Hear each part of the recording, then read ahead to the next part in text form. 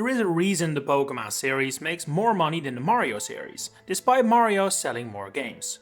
And the reason for that is merchandise. Creating plushies and other kinds of toys of cute little critters like Pokemon is filled with, very easy to make and it sells like hotcakes. Mario has a more difficult time, since plushies of human characters can look a little funky and are generally less appealing for mass audiences. And if Mario is already struggling with that somewhat, imagine how screwed Fire Emblem is. This series may have a character count similar to Pokemon, but every single one is a human that won't translate too well into a plushie. Is what I would say if the impossible hadn't happened and we wouldn't have plushies available for several warlords.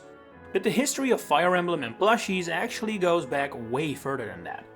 Intelligent Systems must have realized very early on that plushies of humans need to be really well done in order to not look ridiculous, because their first step into the world of fluffiness was done with some of the animals in the Fire Emblem world. For the release of Thracia 776 in 1999, a special collector's bundle was available for purchase, Japan exclusive of course. The game itself was too. It came inside a big cardboard box, which was designed to resemble a treasure chest. Inside, you would have the game, obviously, a map of Thracia made of cloth, a VHS tape called The World of Fire Emblem, 9 character cards, with one for Reinhardt even, it's like they knew what would eventually happen, and a plushie of a Wyvern and a Pegasus, the first ever plushies in the Fire Emblem series. If you want them today, you can actually buy them in the West as well now. They're available on second-hand sites like eBay for the low price of $600, $700, sometimes even $1,000. And we thought Path of Radiance was expensive. From what I can see in these images, the plushies don't appear to be super well made, and while this is purely speculation on my part, I'd be very surprised if they were made for this bundle specifically. Feels more like they might have just bought a load of generic Dragon and Pegasi plushies and stuffed them in this box, but there's no way to know for certain. They would have been plushies made in the 90s in Japan, that's untraceable for someone like me. I will say though, they are incredibly cute. Especially the Wyvern, it really has that begging you to buy me look. I'm sorry Wyvern, if I buy you I'll starve. The Pegasus is also cute, but I can't help but feel like it also kinda looks like an albino hippo with wings. It doesn't feel very horsey. But okay, this was just their first effort, surely they would continue to perfect the craft in the years to come. Well no. It would take 20 years until we would get another Fire Emblem plushie. But this time around, it was a set we would actually recognize as Fire Emblem merch without it being stuffed in a box that says that. Enter the Japanese plush manufacturer Sanaiko, also known as Sanai-buki, who are well known for making plushies of many different Japanese IPs. Not only have they done kid shows like Hamtaro and Shin-Chan, Nintendo also has them on speed dial. Mario, Zelda, Pikmin, Animal Crossing, Kirby, Splatoon, all have had plushies made by the good folks over at Sanai-buki. So when it was finally time for Fire Emblem to also enter the big leagues of merchandise, they were the only name considered. Probably, I don't know.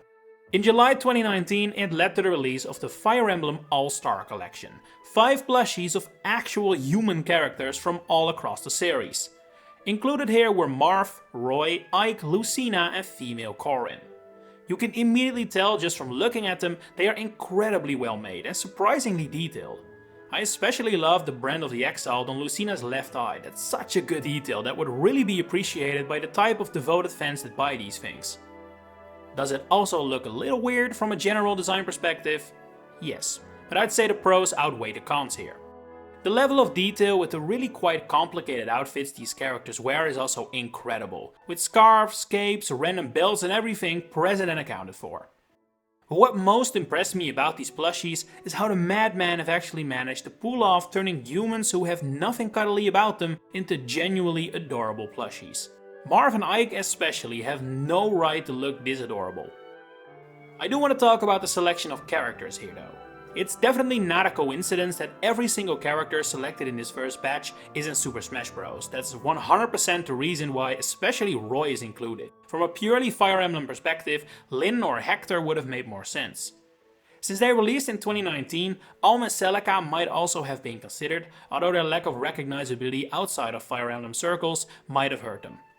I can imagine Lucina was picked over Robin or Chrom to have a more healthy male-female balance, and with Corrin already taking the Avatar slot, female Robin was likely not chosen for that reason. Unlike the previous 2 plushies, you don't have to go second hand for these. At this point in time, sites like Amazon still have the original 5 available for a price around $30 to $40, which I initially found quite high, but doing some research made me realize it's actually not that bad. A high quality Yoshi or Pokemon will probably cost you more. I did find some other websites that still have a few available for even cheaper, so if you have your eye on one of these now, you could definitely do worse price-wise. But this is not where the story of Fire Emblem Plushies end. 3 years after the initial All-Star collection, another set hit the market, once again made by Sanai. And in the year 2022, it really couldn't be anything else than a set focused on Fire Emblem Three Houses, the big missing game even at the time of the initial wave's release. This time around there are 6 plushies available. We have 2 Byleths, the 3 house leaders of course, and Sophis, which is a bit of a surprising one in my opinion. Sure, she's a pretty important character, especially in the first half of the game, but she doesn't feel remotely as popular as the other characters picked here. Or Rhea for that matter. As should be expected at this point, these plushies are again incredibly high quality, which can best be seen with the ridiculously accurate replicated design of Sophis, which is a super complex one for a plushie like this. I don't know if it is because in their promo images these plushies stand up as opposed to the previous wave which were sitting, but something about these feels slightly less cute and more derpy and funny. Like, how did they manage to make even a plush of Claude look suave? That's incredibly impressive. Especially with Dimitri and Edelgard, I just can't help but smile when I think about these 2 little goblins going through the stuff their game counterparts go through. Just imagine this guy going for to kill every last one of them. It just cracks me up. Something about Edelgard's design really works for these proportions though, much more than Dimitri I would say. Might be because the human version of Edelgard is not that much taller than his plushie, but still. When looking at the 2 Byleths, what immediately stands out to me is that they're smiling, which we really haven't seen much in promo material at all. They're basically always depicted with this neutral expression that they don't have here. It does help them fit their new chibi body. Not sure how I feel about the little navel on female Byleth though, something about it irks me. I wouldn't have included it personally. What is good about it though is how this design has managed to make her leggings look a lot better. In game they really look poor in my opinion, like a snake shedding its skin. In artwork it's definitely better, but even then it still feels like an odd design choice. Here they actually work for once. While you should be able to get your hands on the first wave of plushies today, these ones are actually a lot rarer, especially female Byleth. Many websites just don't have these 6 in stock, and even on second-hand places they're either not common or twice, sometimes thrice as expensive as the members of the first wave.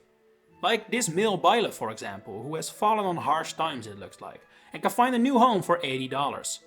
Currently, these are the only available official Fire Emblem plushies. Whether there will be any more in the future is very hard to say. I feel it would be about time for a new wave right now if Sanai is still interested, and seeing as I assume especially the Three Houses wave sold quite well, you'd think there'd be more in the pipeline. Now, the lack of fan love for Engage might have an effect on what kind of characters will be plushified next, but on the other hand, one would think Sami is tailor-made to sell plushies.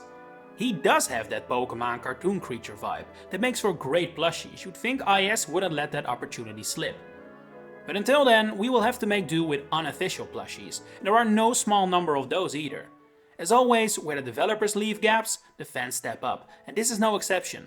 A website known as P&E Posies sells several handmade original plushies of characters like Bernadetta, Leonie and Marianne. There's also this Felix, here pictured visiting Dusker to work on himself, and post-time skip Dimitri, who's the happiest boar mode Dimitri I've ever seen. Even what I would consider fair to call less popular characters have received the plush treatment here, like Yuri, Yuritsa and Libra from Awakening.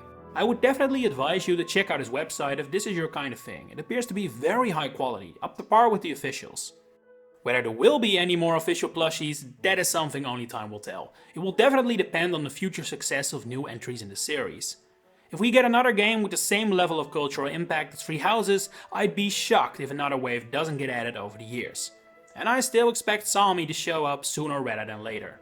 What I will personally probably never get entirely used to though, is the huge contrast between how we know these characters, the worlds they come from, and the roles they have in their stories, and how they're suddenly all cute and adorable little gremlins when plushified. But in a way, I think that's also part of the charm. It gives an additional campy, ironic touch to it, that your average Pikachu or Yoshi plush doesn't have, for me at least. But do you own any of the Fire Emblem plushies? Or have I awakened something in you and are you now scouring the internet for a chibi version of Claude? Share it in the comments below. If you enjoyed this video, please consider giving it a like and subscribe to the channel to stay updated on all my future Fire Emblem content coming up. For now, thanks for watching and enjoy the rest of your day.